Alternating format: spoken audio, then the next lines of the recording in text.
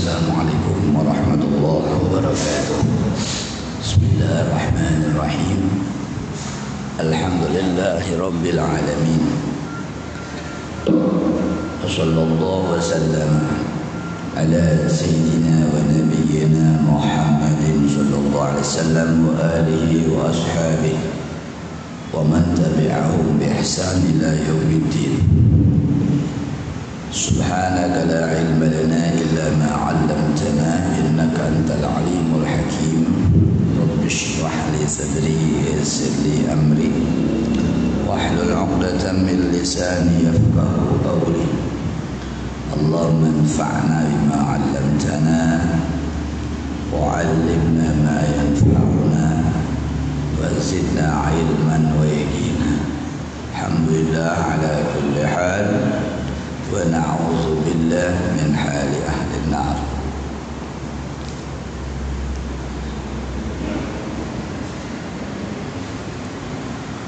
Bapak-bapak, ibu-ibu, jemaah pengajian yang dirahmati Allah Subhanahu wa taala. Alhamdulillah pada pagi hari ini Allah Subhanahu wa taala memberikan taufik kepada kita sehingga kita mampu melaksanakan pengajian yang rutin kita setiap hari Rabu. Dan alhamdulillah kita sekarang mau melanjutkan hadis Bulughul Maram yang kita kemarin sudah membahas sampai kepada hadis nomor 47, dan sekarang kita masuk kepada hadis nomor yang ke-48. Di dalam hadis ini hadis dari seorang sahabat besar, salah satu khulafair rasyidin, yaitu Ali bin Abi Thalib karramallahu wajhah.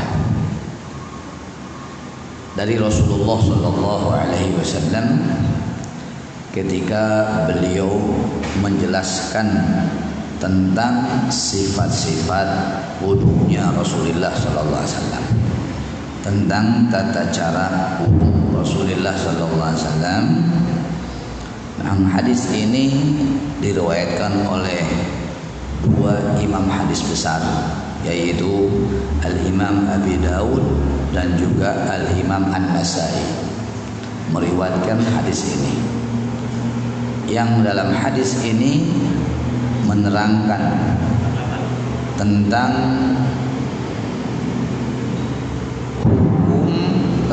hukum istinsar dan madmadah. Istinsar artinya memasukkan air ke dalam hidung, dan yang kedua madmadah yaitu memasukkan air ke mulut, berkumur. Dan juga dalam hadis ini juga diterangkan tentang jumlah yang dianjurkan untuk madmadah, untuk berkumur dan memasukkan air ke hidung. Dan masalah yang ketiga tentang bagaimana cara melaksanakan berkumur dan memasukkan air ke hidung. Tiga masalah dalam hadis ini. Yang pertama tentang perintah atau hukum anjuran bahwa kita di sini summa tamadmad wastansar. Rasulullah sallallahu alaihi wasallam ketika beliau berwudu itu selalu berkumur dan juga memasukkan air ke hidung. Sehingga disebutkan di sini, lalu kalau Rasulullah sallallahu alaihi wasallam berbuat seperti begitu, yaitu berkumur dan memasukkan air ke hidung, yang jadi pertanyaannya, apakah itu berkumur dan memasukkan air ke hidung satu perkara yang mesti diperbuat, sehingga kalau ditinggalkan maka wudunya tidak sah, atau hanya sesuatu anjuran saja? Nah, ini yang merupakan bahan kajian para ulama-ulama ahli hadis.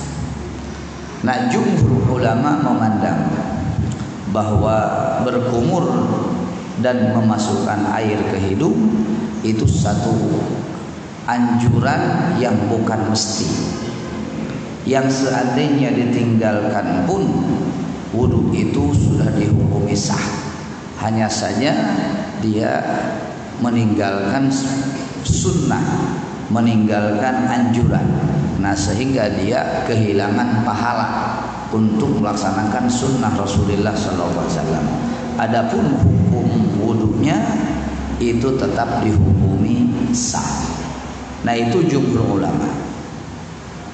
Ada sebagian ulama kecil, sebagian kecil ulama yang menyebutkan bahwa karena Rasulullah Sallallahu Alaihi Wasallam setiap berwudu beliau itu selalu berkumur dan memasukkan air ke hidung, sehingga mengambil kesimpulan bahwa berkumur dan masuk ke hidung itu termasuk perbuatan yang mesti diperbuat, dan seandainya ditinggalkan maka dihukumi wudunya tidak sah.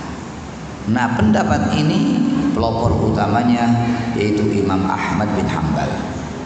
Imam Ahmad bin Hanbal, riwayat dari beliau menghukumi bahwa berkumur dan memasukkan ke hidung itu hal yang mesti dan hal yang wajib.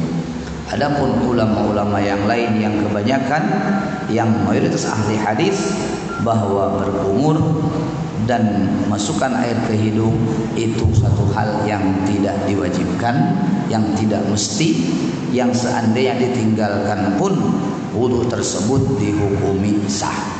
Nah, itulah yang diamalkan oleh kebanyakan ulama-ulama kita juga, bahwa hukum berkumur dan memasukkan air ke hidung itu hukumnya sunnah, diperbuat dapat pahala, ditinggalkan pun wudunya sudah dihukumi sah. Nah, tapi diusahakan oleh kita jangan sampai meninggalkannya, karena Rasulullah Shallallahu Alaihi Wasallam setiap berwudu selalu berkumur dan masuk air ke hidung. Itu maknanya. Kemudian yang kedua, berapa kali dilaksanakannya berkumur dan masuk ke hidung? Disebut dalam riwayat ini wastansara salasan yumadmid salasan wa yansur salasan. Artinya bahwa berkumur 3 kali dan memasukkan ke hidung pun 3 kali. 3 ke hidung, ke mulut 3 kali, ke hidung 3 kali. 3. Kemudian bagaimana caranya? Nah, dalam hadis ini disebutkan, katanya caranya itu min kaffin wahidin. Kita ambil air 1 telapak tangan, 1 bukan 2, 1 telapak tangan. Tapi 1 telapak tangan ini digunakan untuk 3 berkumur, 3 ke hidung. Sangat sedikit ya. Jadi 3 ini untuk berkumur 3 kali dan untuk ke hidung 3 kali, 1 cidukan ini. Nah, sehingga kita pakainya itu diambil 1 cidukan dengan 1 tangan, telapak tangan, kita berkumur, buang, masukkan ke hidung sedikit, kita buang lagi sampai perbuat 3 kali dengan 1 cidukan. Ini mengikuti kepada riwayat Ali bin Abi Thalib yang di sini. Tapi kalau kita merujuk kepada hadis yang sudah lewat dari sahabat lain dan juga menceritakan tentang perbuatan wudu Rasulullah sallallahu alaihi wasallam, itu pelaksanaannya 1 cidukan untuk berkumur dan untuk ke hidung. Kemudian ambil 1 lagi ke kumur, ke hidung. Jadi 3 kali cidukan.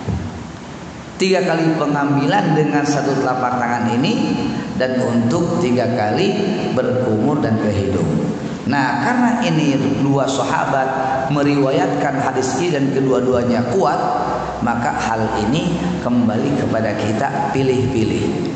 silahkan mau menggunakan satu cidukan untuk 3 mulut 3 hidung, satu cidukan kalau memang kita bisa. Boleh juga kita laksanakan pilih oleh yang kedua, yaitu satu cidukan untuk mulut dan hidung, ambil lagi sampai 3 kali. Nah, yang kebanyakan kita amalkan dan memang riwayat yang lebih kuat, yaitu kita mengambil 3 kali untuk berkumur dan ke hidung. 3 kali ngambil satu cidukan. Nah, jangan terlalu banyak. Kalau kita kadang-kadang berkumur tuh begini banyak banget. Nah, ini salah. Kenapa? Ini makruh. Karena ini namanya berlebihan. Berlebihan ini. Kadang-kadang kita ada yang kebuang. Maka kita ambil cukup. Kalau kita mau berkumur, kita buka kerannya, kita ambil, kita tutup kerannya, kita biasa. Nah ini makanya kita berwudu itu yang rapi dan kita laksanakan sebelum masuk waktu sholat, supaya waktu untuk berwudu leluasa. Jangan sampai kita terburu-buru karena waktu sudah masuk sebagai komat hanya kita wudunya air gede langsung buru-buru selesai cepat sholat. Mestinya kita berwudulah sebelum waktu sholat tiba, sehingga kita berwudu dengan tenang, baik, tertib, dan tidak meninggalkan sunnah-sunnah Rasulullah Sallallahu Alaihi Wasallam. Itu intinya. Itu. Ya, dari dalam 2 hadis ini, hadis yang pertama dan hadis yang ketiga menjelaskan 3 hukum. Yang pertama hukum berkumur dan memasukkan air ke hidung. Yang kedua bilangannya berapa kali. Dan yang ketiga bagaimana caranya atau tata cara berkumur dan memasukkan air ke hidung. Ini dalam 2 hadis ini semua diterangkan. Ya, jadi hukumnya sunnah, jumlahnya 3 dan caranya boleh dengan satu cidukan telapak tangan untuk 3 mulut 3 hidung, dan boleh juga dengan menggunakan 3 kali cidukan telapak tangan untuk 3 mulut dan juga 3 hidung. Ya, mencuci hidung 3 kali. Nah, itu boleh semuanya. Nah, itu hukum-hukum yang dijelaskan dalam hadis nomor 38 dan nomor 48 dan nomor 49. Nah,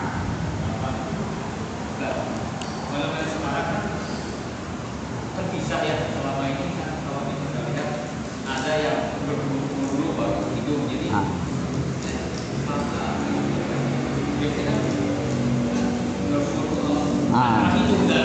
ya. Jadi ada yang melaksanakan berkumur 3 kali dulu, kemudian hidung 3 kali lagi. Ya, itu tata cara yang paling lemah. Ya, tata cara yang paling lemah. Hadis yang sahih itu menunjukkan kepada perbuatan digabungkan. Disebut oleh ulama hadis namanya thariqatul wasal, itu dengan menyambungkan setelah berkumur ke hidung, kemudian berkumur ke hidung, berkumur ke hidung. Nah, kebiasaan di kita berkumur dulu 3 kali, baru ke hidung 3 kali. Yang padahal yang terbaik, yang sesuai dengan hadis yang sahih, Rasulullah SAW itu berbuat berkumur hidung sampai 3 kali. Ya, seperti diterangkan dalam hadis Ali bin Abi Thalib dan Abdullah bin Zaid.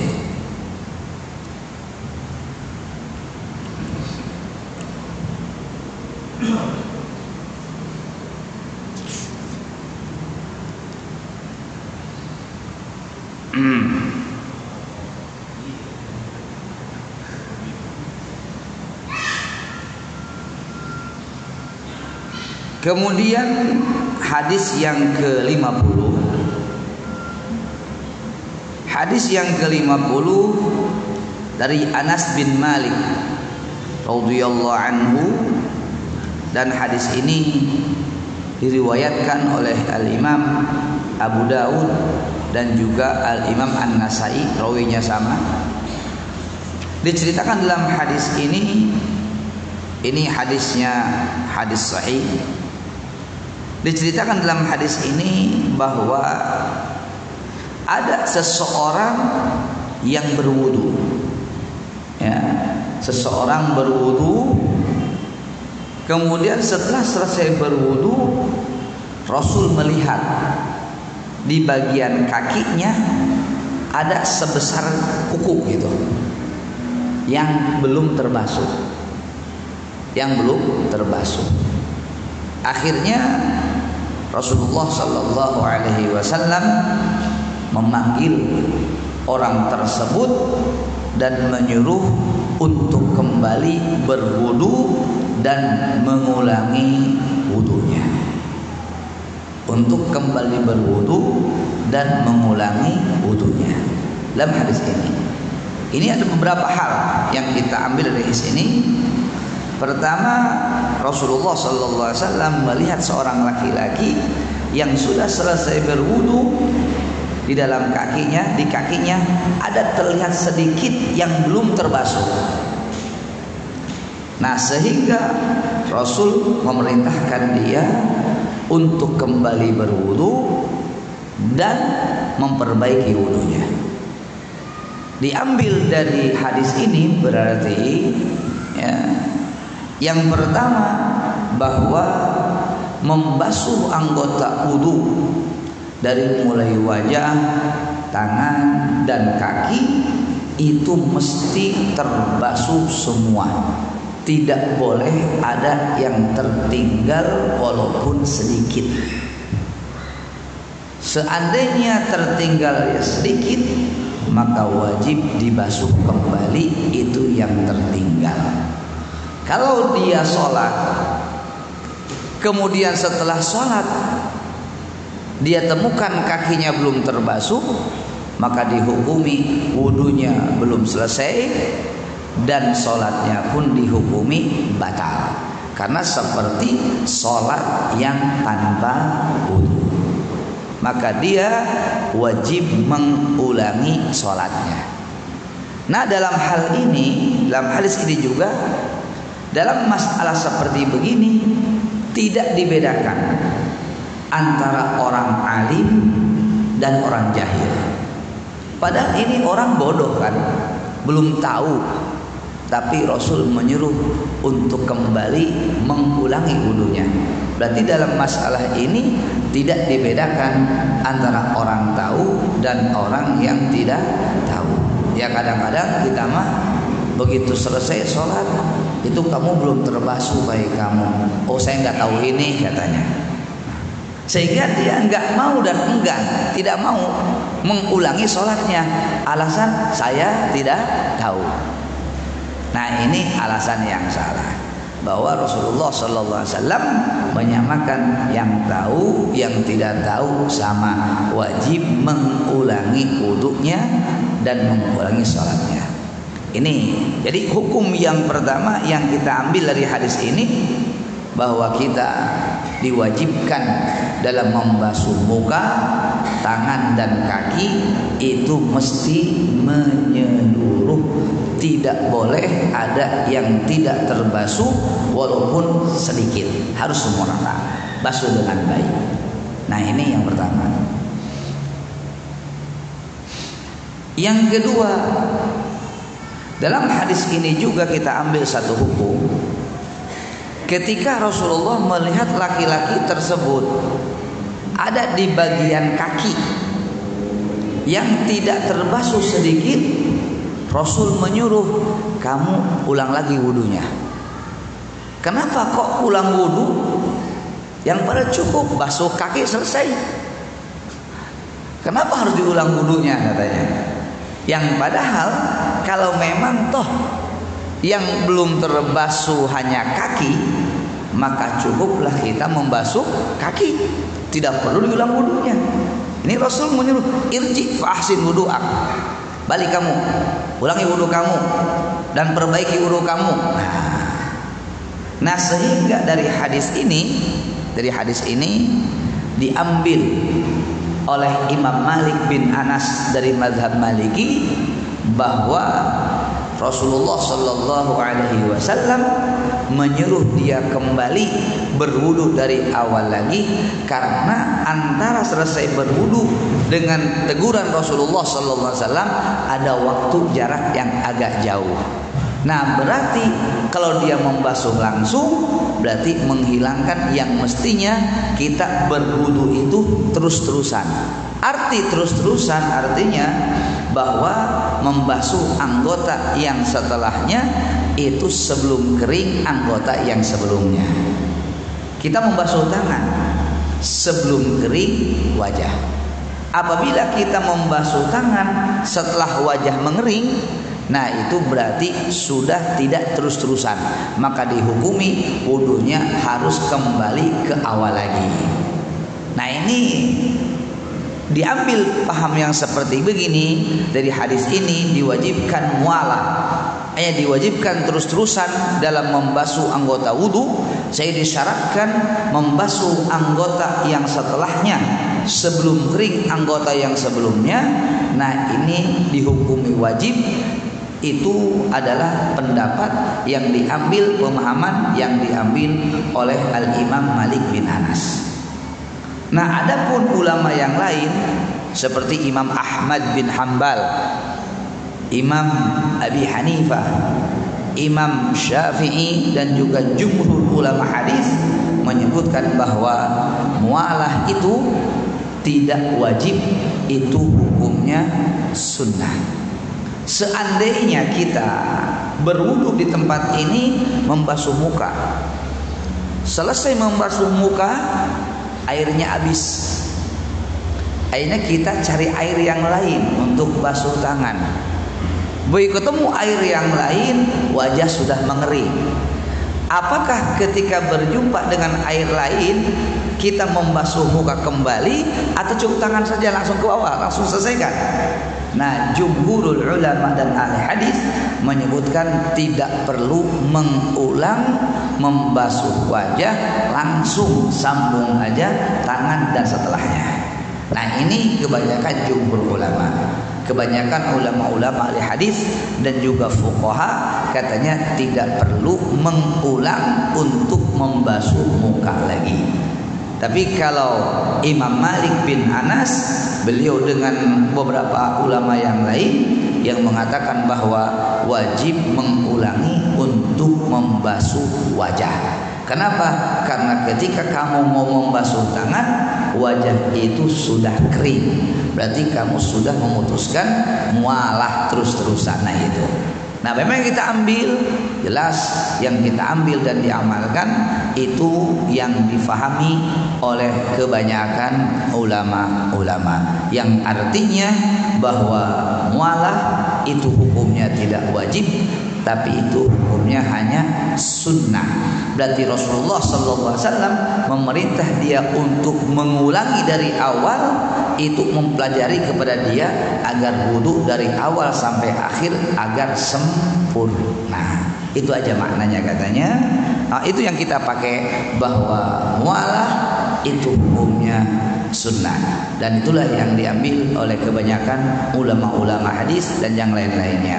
Maka kita yang diamalkan yang itu, bahwa mualah itu hukumnya sunnah. Kemudian ada hikmah yang diambil dari sini. Apa hikmah yang diambil? Rasulullah Sallallahu Alaihi Wasallam mengajari kepada kita, apabila ada orang yang berbuat salah dalam praktek ibadah, jangan kita biarkan, tapi kita ingatkan dan kita ajari yang benar, tapi dengan cara yang baik, ya, dengan cara yang baik. Seperti kita melihat seseorang yang berwudu dan berwudunya salah, alangkah baik kita ingatkan dengan baik. Kita bilang, Bapak punten, itu Bapak basuh muka kok cuma depan doang. Ya ada orang, kita kadang-kadang sering melihat orang yang berwudu basuh muka cuma ini doang, ini yang enggak. Yang padahal basuh muka itu yang namanya muka itu dari sini terus ke sini nih. Itu yang namanya muka. Ya. Jadi kita muka itu tarik benang oleh kita, tarik garis. Jadi yang dikatakan muka itu dari alis ke tempat tumbuh rambut dalam bahasa dalam huruf itu 4 jari. Dari alis ke tempat tumbuh rambut 4 jari. Nah ini batasan ke atas ini. Ini batasan muka. 4 jari dari alis ke atas. Sini. Atasnya. Ke bawahnya yaitu muntahad zakni, yaitu ujung pertemuan 2 tulang geraham sini nih. Nah ini ujungnya. Jadi dari sini ke sini. Nah, itu yang dikatakan wajah. Itu panjangnya. Adapun lebarnya itu min watadil udhun ila watadil udhun, yaitu dari centil telinga nih sampai centil telinga. Nah, ke sini. Nah, sehingga telinga ini di luar wajah. Nah, berarti sini ke sini. Nah, berarti lebarnya kita tarik dari sini. Nah, panjangnya di sini. Nah, setelah itu tarik benang oleh kita daerah-daerah yang tidak tumbuh rambut. Berarti, nah, gitu. Nah, terus sini nih. Nah, itulah batasan wajah. Ada orang yang berwudu yang dibasuh wajah tapi sebagian gitu, nah, cuma gitu. Ininya nggak kebasuh. Nah, ini kan kasihan. Yang padahal membasuh muka itu wajib merata menyeluruh. Kita ingatkan. Nah, itu mengingatkan orang yang seperti begitu, itu ajaran Rasulullah SAW. Tapi kita ingatkan dengan baik dan jangan di muka umum, khawatir dia merasa malu dan tersinggung. Tapi kita dengan 4 mata kita ngomong. Satu. Kadang-kadang juga ya kita lihat ini kalau kita, karena tadi dalam hadis menyebutkan bahwa membasuh mesti menyeluruh. Kadang-kadang kita membasuh muka ada yang terhalangi. Seperti kita ketika membasuh muka di sini masih ada tai mata. Tai mata, kotoran mata yang bisa menghalangi sampainya air ke kulit. Sedangkan mata ini pinggirannya itu termasuk wajah. Kadang-kadang juga ada orang, ya ada sebagian orang, kalau dia tidur suka ngiler, ya kan? Ya ada lah sebagian orang tidur ngiler. Kemudian di sini suka ada kayak kerak-keraknya gitu. Nah, kalau dia berwudu keraknya belum dibersihin, berarti kerak tersebut menghalangi sampainya air ke kulit. Berarti ada satu lum'ah. Seperti dalam hadis ini, dalam kaki ada satu bagian wajah belum dibasuh. Makanya kita dalam berwudu mesti bersihkan dulu wajah kita dari perkara-perkara yang menghalangi sampainya air ke kulit. Kalau ada ininya, keraknya hilangkan dulu. Kalau ada rebek di mata ini, kotoran mata, kita bersihkan dulu gitu. Kenapa? Karena khawatir ada satu lum'ah yang tidak terbasuh dari wajah kita. Seperti Rasul orang ini ada satu lum'ah sedikit, kuku gini di kaki. Berarti kaki dan wajah ya sama aja. Ya kan begitu. Wajib isti'ab menyeluruh. Nah, kadang-kadang juga ada orang yang berwudu, yang saya lihat dia berwudu begini. Nah, ketika berwudu mulutnya muka. Nah, sehingga si air tersebut jatuhnya ke sini. Dari mulut jatuh ke sini. Berarti ini tidak terbasuh. Sedangkan ini pun termasuk bagian wajah. Kalau tidak terbasuh, berarti ada satu bagian dari wajah belum terbasuh. Makanya kita dalam berwudu membasuh muka mesti teliti. Ya, makanya kita muka itu dari atas kita putar ke bawah, ke umur sini bawah, dan ini kita awas. Jangan lupa, karena ini banyak orang yang melupakannya. Karena ini di bawah bibir, kadang-kadang air luncat sini, melangkah. Ini enggak terbasuh. Nah itu, ya. Makanya kita dalam berwudu mesti teliti dan hati-hati. Karena Rasulullah sallallahu alaihi wasallam menegur sahabat yang wudunya ceroboh sehingga ada sebagian kecil tertinggal dari bagian kakinya. Rasul menyuruh untuk mengulangi wudunya dan memperbaiki cara wudunya. Ini rahimakumullah. Nah, ini ya hukum yang diambil dari hadis nomor 50. Nah, sedikit lagi yaitu hadis ke-51. Hadis yang ke-51 sama juga, ini dari Anas bin Malik. Cuma rawi hadis yang berbeda. Kalau yang pertama rawinya itu Al-Imam Abu Dawud dan Imam An-Nasai. Kalau ini hadis, rawinya yang meriwayatkannya, yang mengeluarkannya yaitu Al-Imam Bukhari dan Imam Muslim. Sehingga hadis ini muttafaq alaih, disepakati kesahihannya. Dalam hadis ini dari Anas bin Malik, hadis ini menjelaskan satu hukum yang satu. Apa?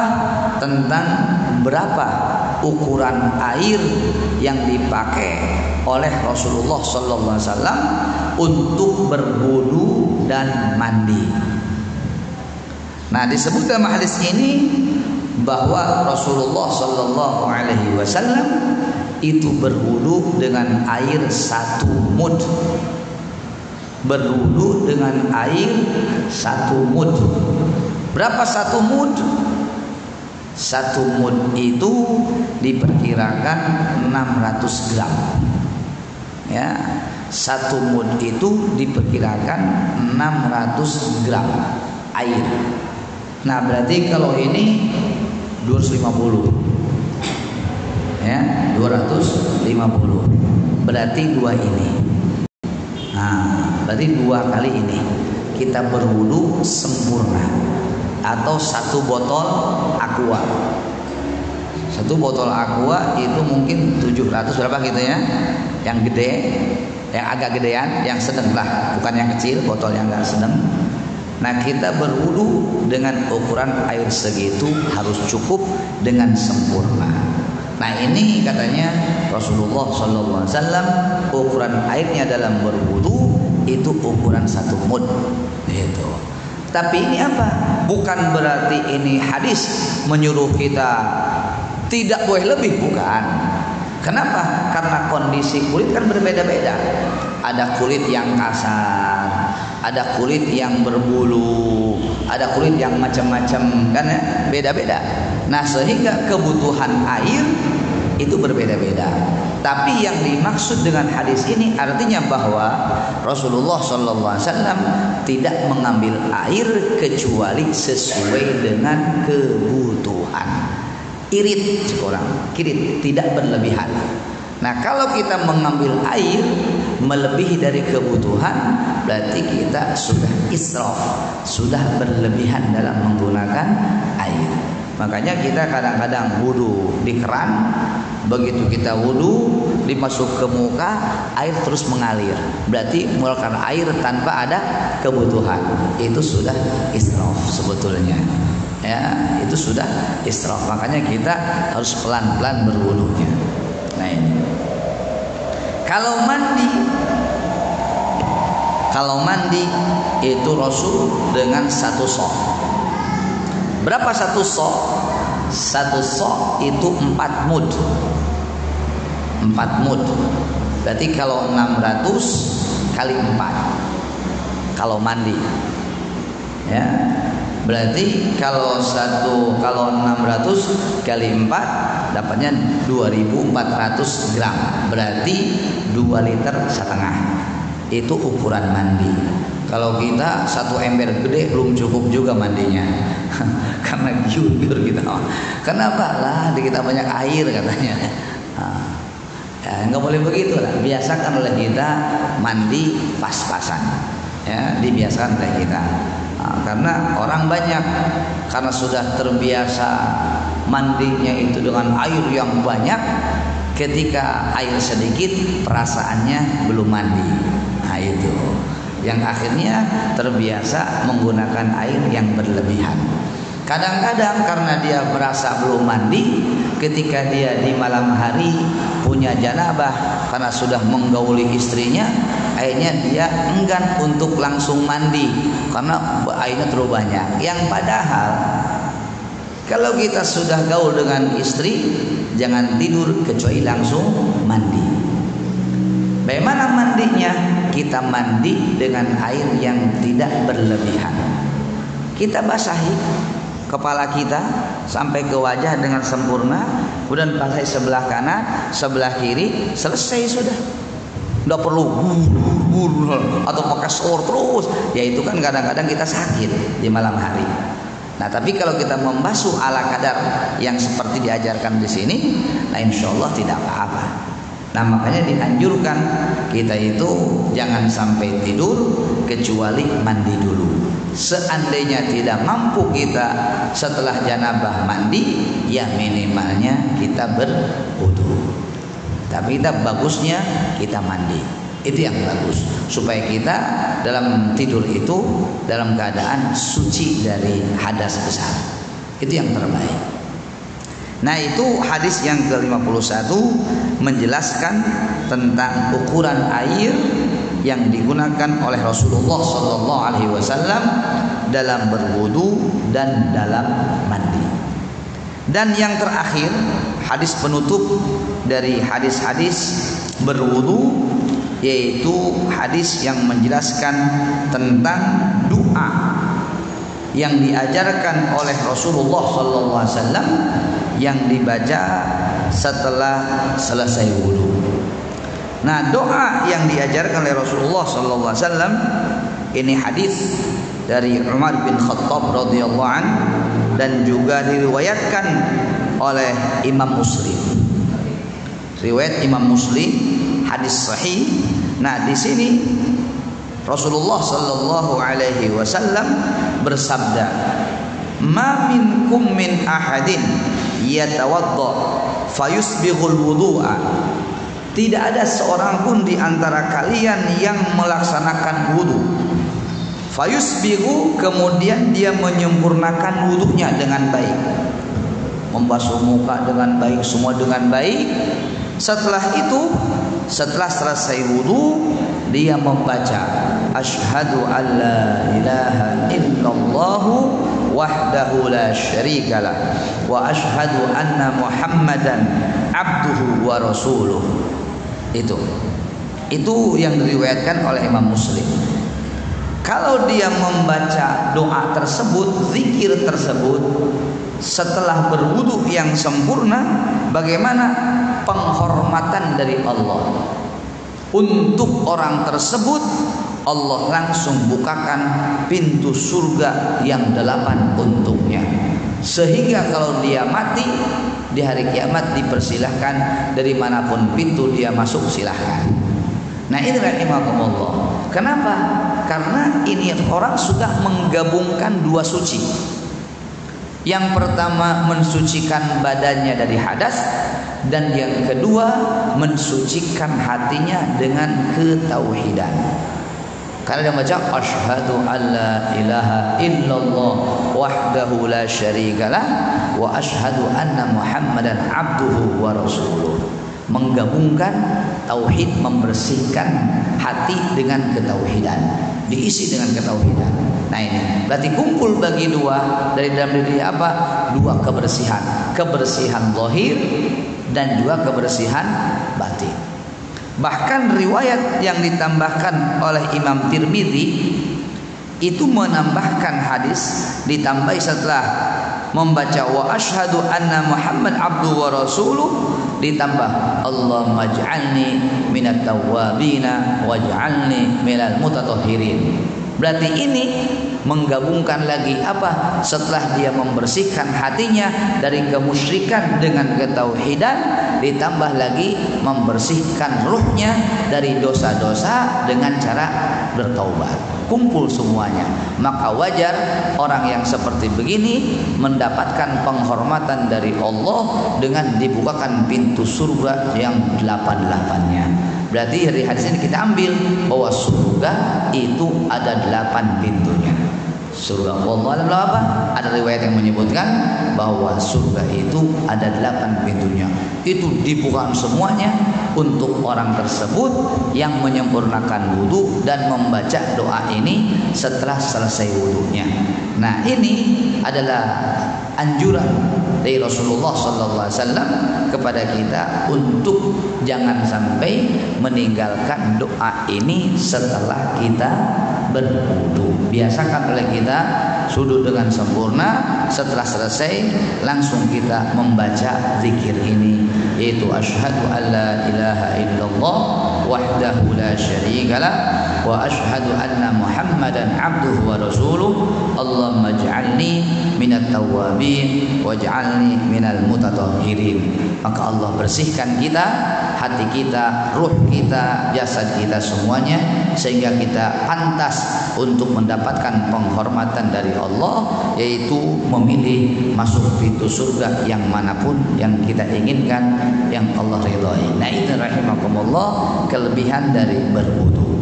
Maka selesailah kita membahas dan membaca hadis-hadis yang berhubungan dengan wudu, dari mulai yang pertama rukun-rukun wudu sampai sunnah-sunnahnya. Alhamdulillah kita selesaikan. Tinggal nanti kita insyaallah akan masuk kepada masalah yang baru, yaitu tentang hukum mengusap sepatu atau cara-cara mengusap sepatu ketika kita mau berwudu dan kita pakai sepatu dan tidak membuka sepatunya. Insyaallah waktu lain kita akan dibahasnya.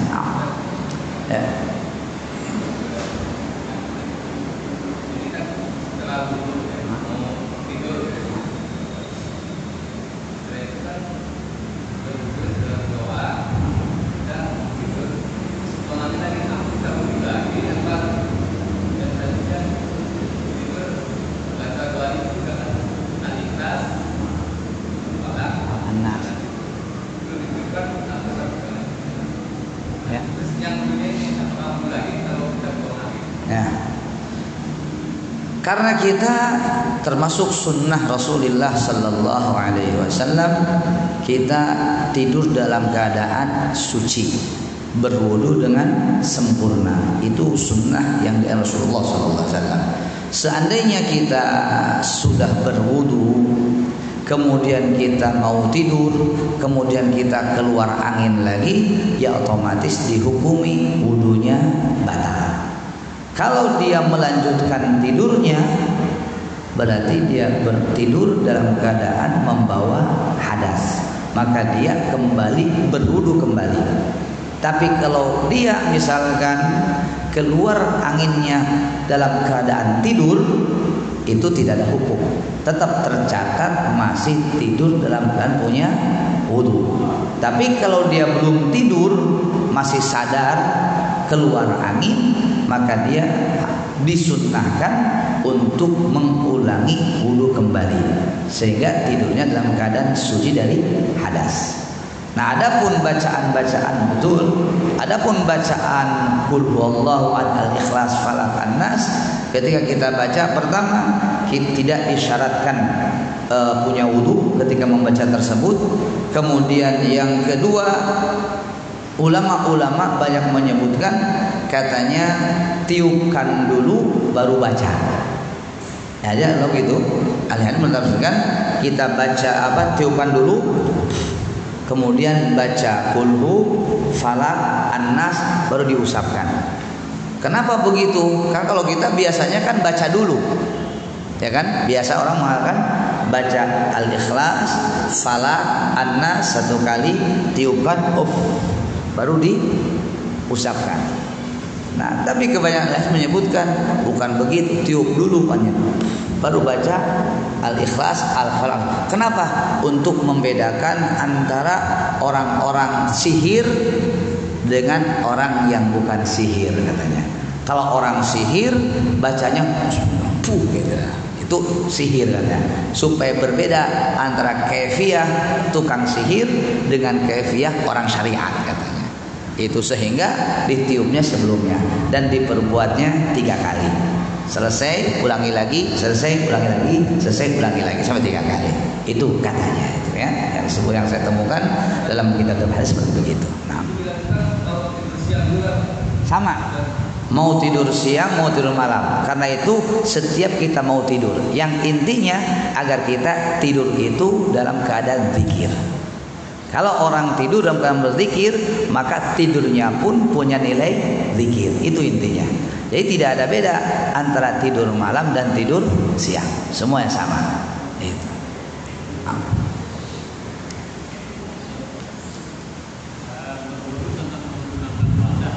Ya. Menggunakan wadah. Nah. Pertama, kalau kita berwudu dengan menggunakan wadah, sedikit pun jadi masalah. Seperti satu anyuk ya, satu milrafa, nggak apa-apa. Atau satu ember, nggak apa-apa. Yang penting kita membasuhnya itu air basuhannya jangan masuk ke ember gitu. Itu aja. Jadi misalkan kita pakai ember nih, ya kan? Saya ambil, berarti basuh di luar gitu. Nah, nggak jadi masalah. Yang tidak boleh itu air sedikit seember, basuhannya masuk ke situ lagi, seperti kita basuh masuk ke situ lagi. Nah itu namanya mustakmal. Itu yang tidak boleh. Jadi ukuran air dalam wadah sedikit pun kalau cukup nggak jadi masalah. Walaupun cuma satu panyum, walaupun 1,5 ember nggak jadi masalah. Yang penting air wudhu yang bekas basuhan jangan masuk ke situ. Basuhan di luar, itu maknanya.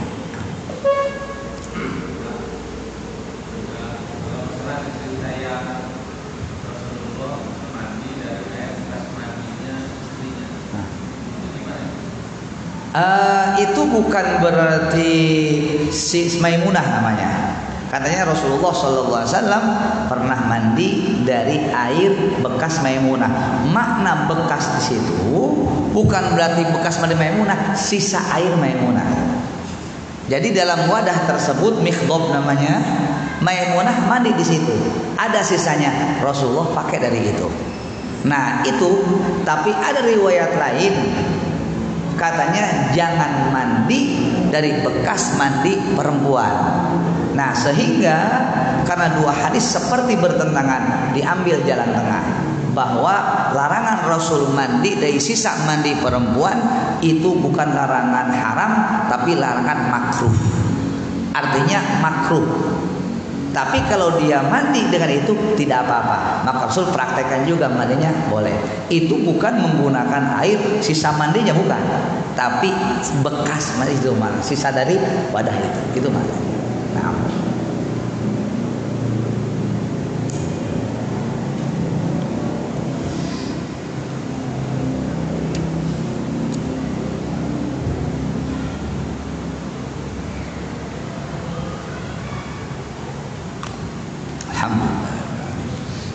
Sudah tidak ada yang tanyakan lagi? Ibu-ibu tidak yang tanyakan lagi?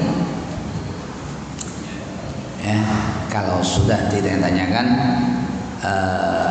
mari kita tutup majlis ini dengan membaca zikir khitam majlis. Subhanakallahumma bihamdika asyhadu an la ilaha illa anta astaghfiruka wa atubu ilaik. Wassallallahu alaihi wasallam. Alhamdulillahi rabbil alamin.